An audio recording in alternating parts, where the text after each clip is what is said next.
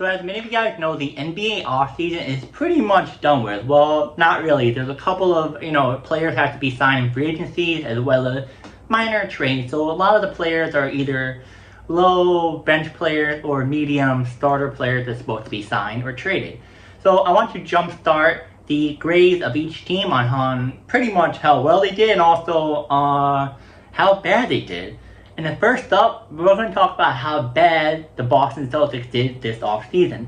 So, let's get started. So first up, we're going to be talking about the two key players that got traded away that pretty much helped the Boston Celtics win the chip. And they are Jrue Holiday and Kristaps Porziņģis. So here are the details. So first up, Jrue Holiday got traded to the Portland Trail Blazers as the Celtics received Simon and 2 second-round picks. I can't pronounce his first name, don't even bother. But yeah, the Celtics get 2 second-round picks and a player, which is a really good player, Simon, and the Blazers pretty much get Jrue Holiday. Now, why did the Celtics do this trade? So Boston traded Holiday mainly due to luxury tax pressure, and Holiday is 35 years old, so he may retire really soon, another maybe 3 to 5 years, depending on how long he wants to play. Even though Jrue Holiday's defense was amazing for the Celtics, his money just pretty much was a big key reason why they traded him away.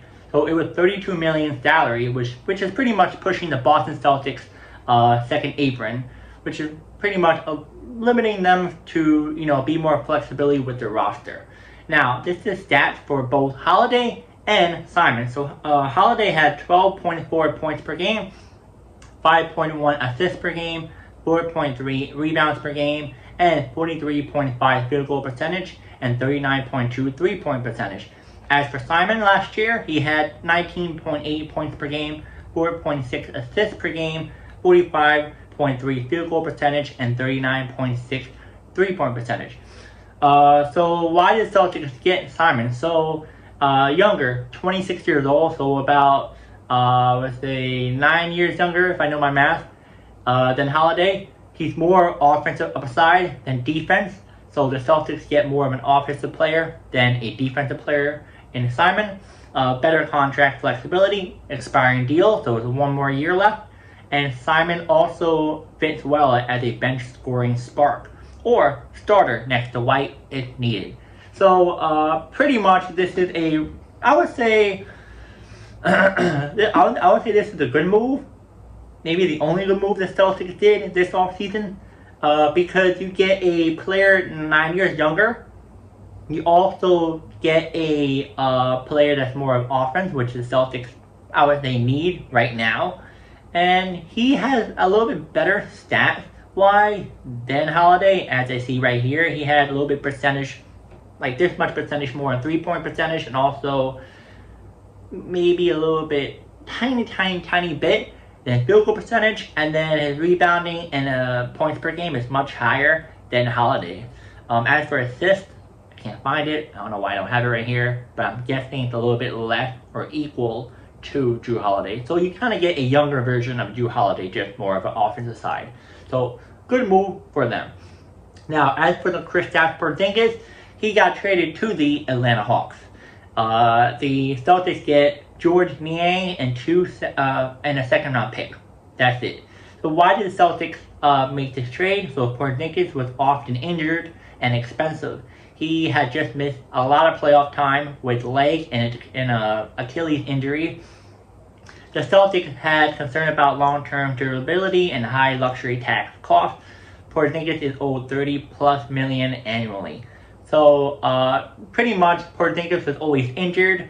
I even saw it as a Knicks fan. I saw a lot of Kristaps on the bench than him playing, and I was like, wait, why isn't he playing?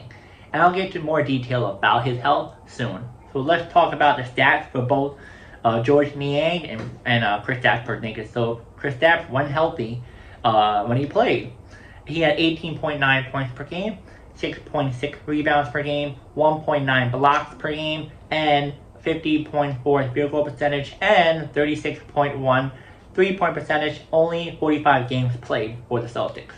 As for George Niang, 8.2 points per game, 2.5 rebounds per game, 40.7 field goal 3-point percentage, and that's it.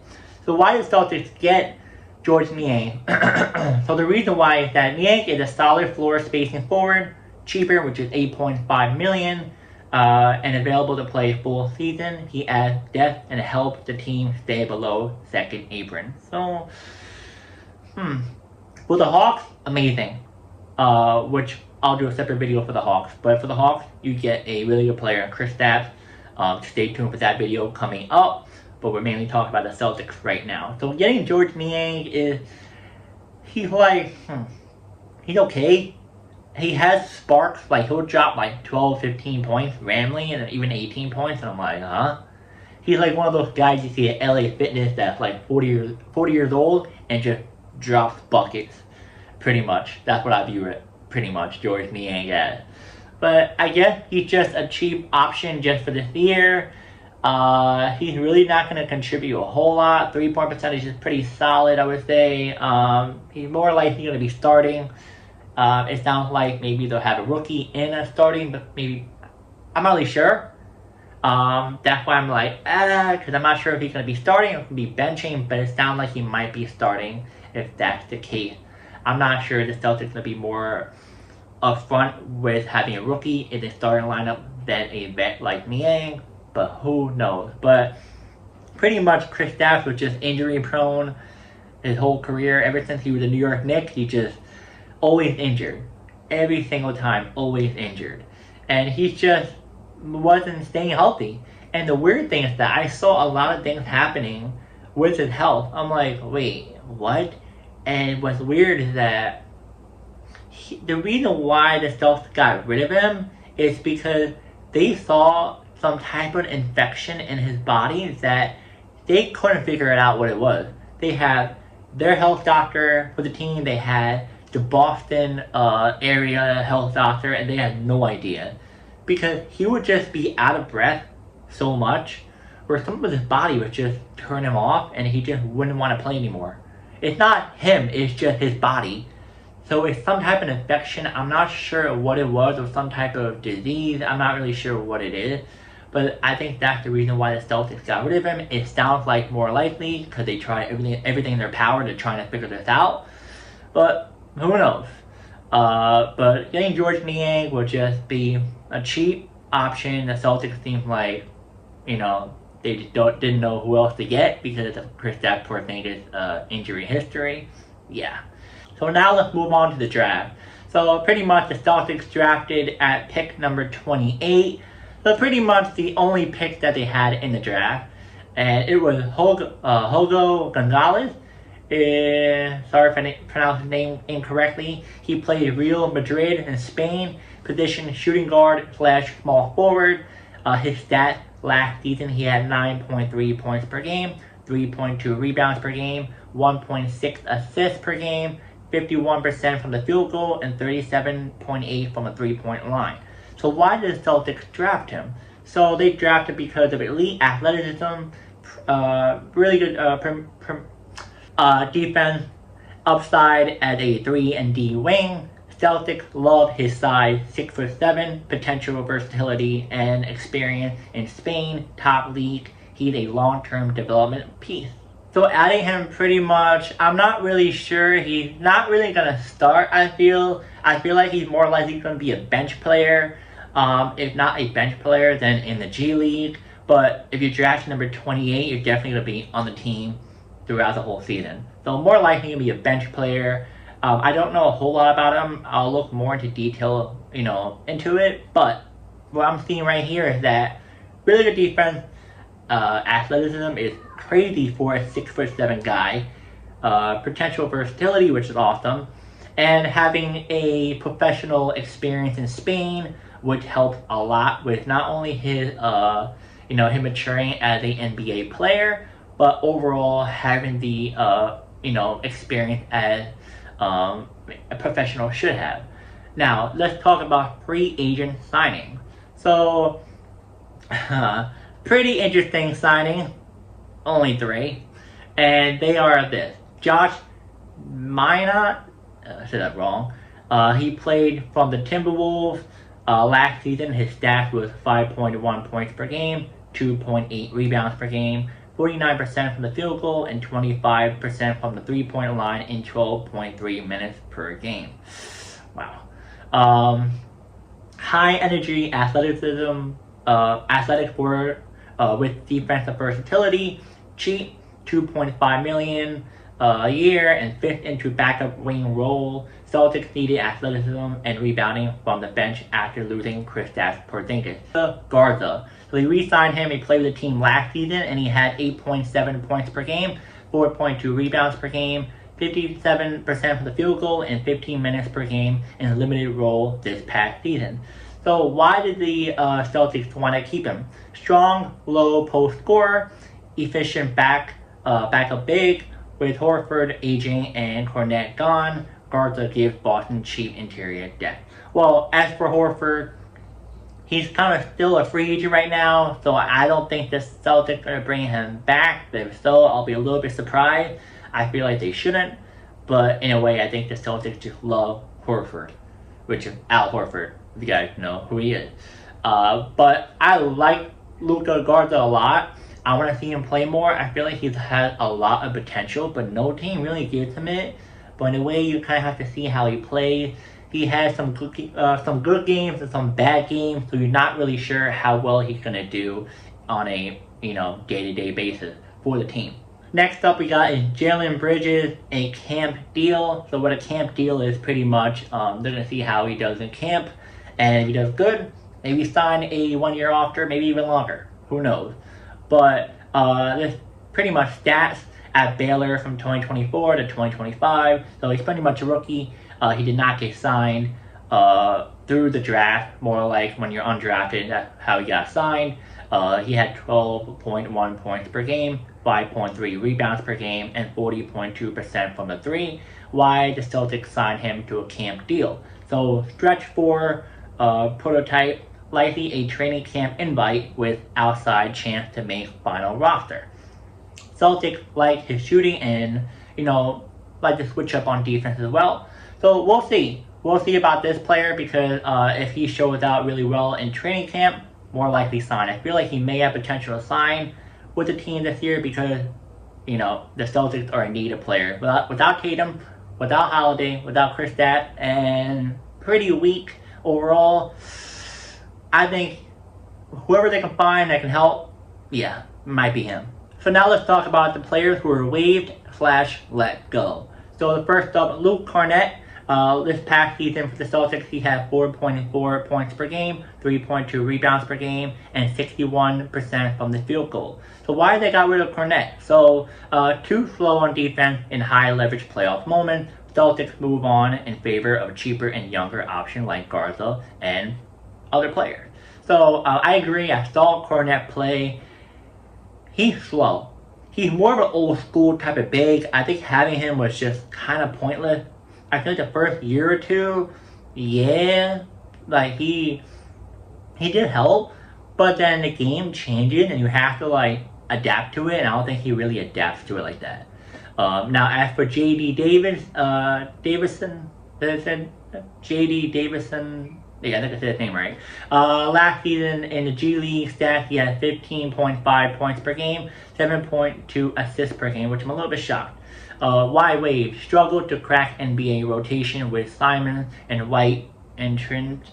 Davidson was pretty much not a no-go. So I don't blame him, but in a way I feel like he does have potential, maybe with a different team.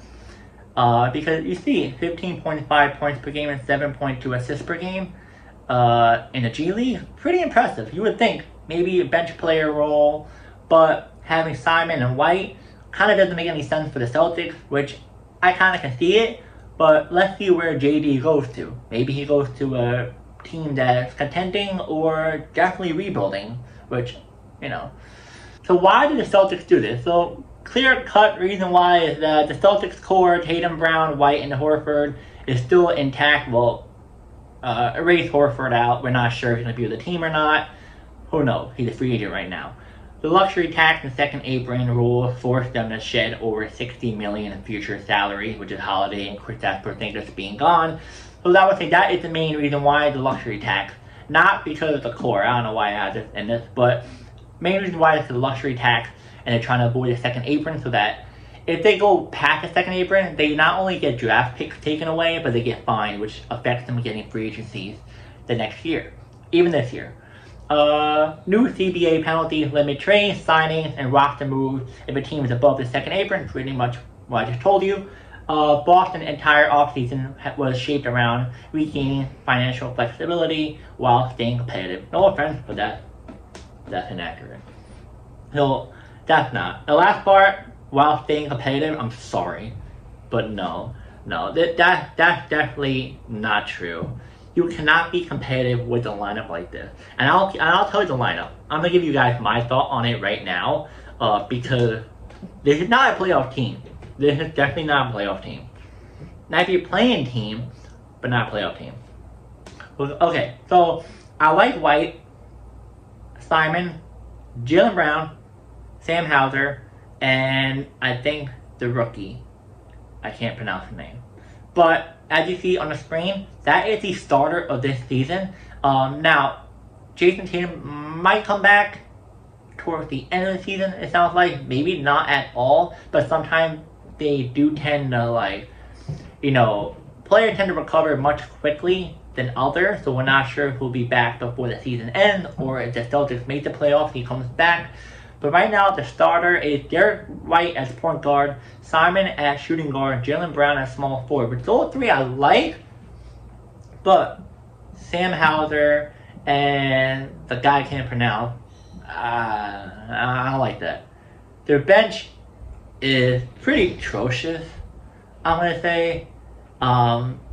It just doesn't make any sense. Yeah, the Celtics are definitely might be a playing team because you have three good players. If they did get Simons, definitely not a playing team at all. But I don't even know if they're going to be a playing team. Definitely not a playoff team. So now I'm going to give you guys the Celtics grade. I'm going to say from A being really good to F being horrible. I'm going to give it an A-E. Because you not only got rid of two of your top key players, but you also didn't really stay competitive. It says competitive. No. A lot of people are saying they're trying to stay competitive. That's not even true, bro. Because why you bring George Niang, re-sign a backup big who barely plays? Yeah, you brought in Simon, which I like. But everyone else is not even good. They're not good. They're mid to low. More likely low.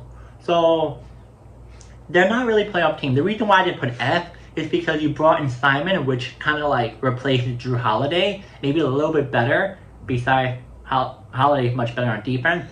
But Simon kind of mixed up and not being the F. Yeah, so the Celtics get a E. But yeah, like I said, comment down below. Who do you think the Celtics should have went after? Who do you think the Celtics should have avoided?